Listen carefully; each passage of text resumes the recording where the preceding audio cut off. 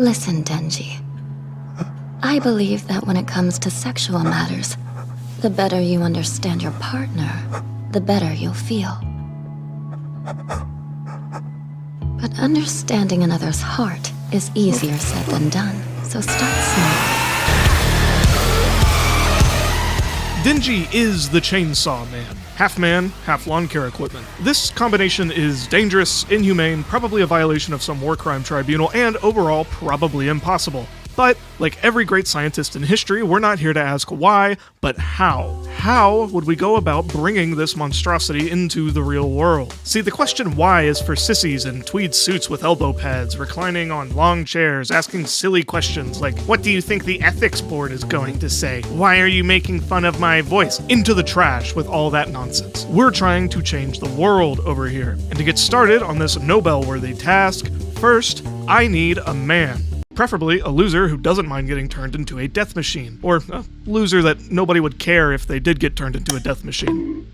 That part's not as important because we immediately run into our first mechanical problem. We know Denji is about 6 foot flat, but how big are those saw blades? Luckily I found this design sheet, and if we take this into our DARPA-funded image editing software, we can see that he's a little less than 2.5 saw blades tall. Say, 2 1/3 saw blades tall. That means that our saw blades should be about 31 inches long for a 6 foot tall male. This complicates things because 31 inches is not a standard length of chainsaw. We're not swimming in money over here, so we'll have to find something close enough off the shelf. After some digging, the closest thing I could find was this Husqvarna 572 XP, which is 32 inches, but a little extra never hurt anyone. Or, well, you know what I mean. They come with a 2-year factory warranty, which we'll need if we're buying 3 of them for $1,300 each plus shipping. You know, if this whole project goes tits up, hopefully we'll still at least be able to get a few functioning chainsaws out of it to start up on our plan B. What you'll notice from the footage that I'm invariably showing you is that this chainsaw is just about the right size to fit on a person's head without having to move the engine. So this is going to save us a lot on the fabrication side. All we need to do is fit a proper fascia to it for the classic Chainsaw Man look, and probably put some LEDs or something for the glowing eyes. This will of course take our subject's head weight from around 11 pounds to 26 pounds, but for now we'll just throw him in a neck brace. We've got some neck reinforcements coming down the pipe, so I wouldn't worry about that right now. Chainsaw Man is one of the more overhyped series to come out of Shonen Jump. And to be honest, I didn't even know about the series.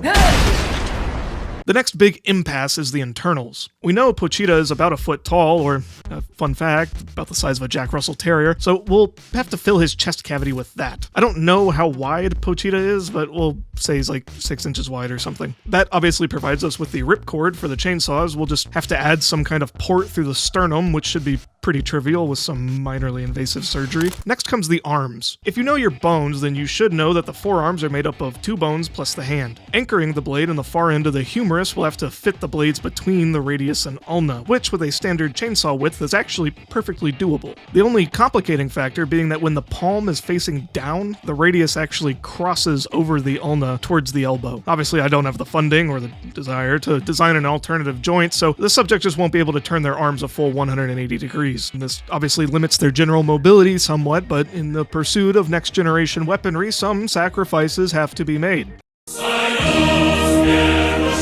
We'll also have to fully remove the middle finger to make space for the saw blade.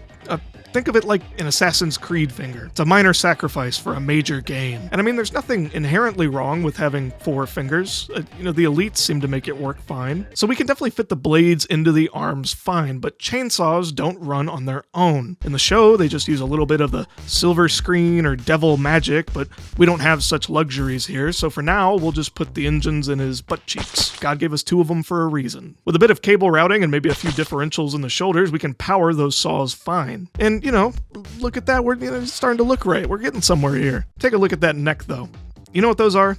Fuel lines. We gotta find a place to put all the fuel as well as a pump, and given that the saws are higher in the body than anywhere that we could put a fuel can, we're going to have to be smart about our pump placement if we want it to last very long. To simplify things, we'll just assume he's using the Husqvarna's fuel can for the head saw, but the other 2 need another solution to match the design sheet. The only areas left really are from his stomach down, and we want to minimize the work the pump will do, so we need to keep the fuel as close and preferably above the engines. The more distance between the fuel fuel in the engine, the more work the pump has to do to move it, and obviously if the fuel is below the engine, then the pump has to fight gravity on the way up. So with all those considerations, we'll put one large fuel can right in his stomach. Fuel can is a bit of a misnomer here. A far better word would be like a fuel bladder or fuel bag or something, so that the subject can move freely with the hardware installed. And we're sort of out of room, but I guess we'll put the actual pump maybe in his legs or somewhere near the pelvic floor. This setup actually works out brilliantly. Since we've managed to put the fuel tanks above the engines in his ass, our pump will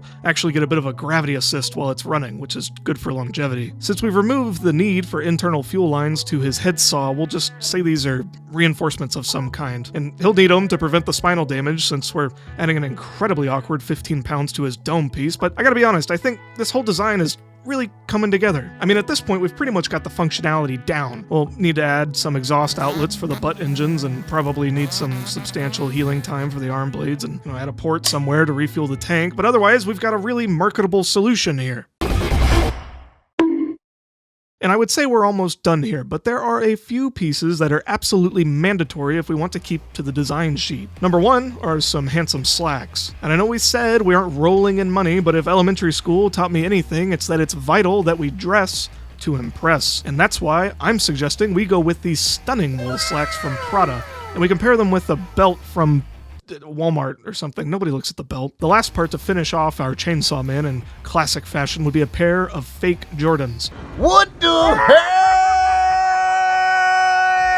But I'll leave the option for real Jordans on the table since we're already a little bit over budget. What difference does it make? And there we have it. A weapon to surpass Metal Gear and the Gun Devil. Maybe.